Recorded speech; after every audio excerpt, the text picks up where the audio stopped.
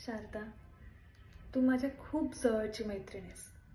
माझ्या सुख-दुःखात मला साथ देणारी, माझं चांगलं व्हावं याची सदिच्छा बाळगणारी.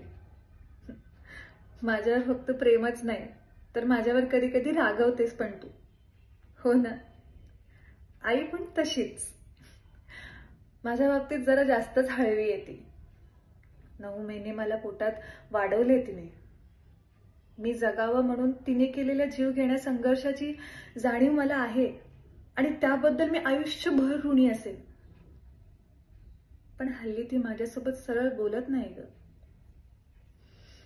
अडून दत्तदादा मार्फत बोलते. पण तिच्या काळजाची होणारी कालवा काळव मला दिसते ग. अपशगुणी म्हणून माझी कुचुंबणा केली जाते, अपमान केला जातो. त्याची वेदना, त्याचं दुःख आईच्या चेहऱ्यावर दिसतं ग. आणि आणि खऱ्या भावना ना डोळ्यातूनच दिसतात. मला त्रास होतो ना त्याच्या 100 पटीने जास्त आईला त्रास होतो ग. कोणाच्या आईला आवडेल तिच्या मुलीची कुचुंबणा केलेली?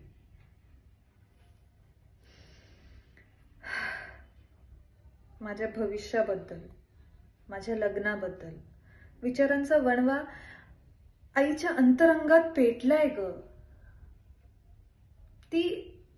ती माझ्याशी टोचून बोलते, पण ती माझ्यावर नाही, ती स्वतःवर राग काढते.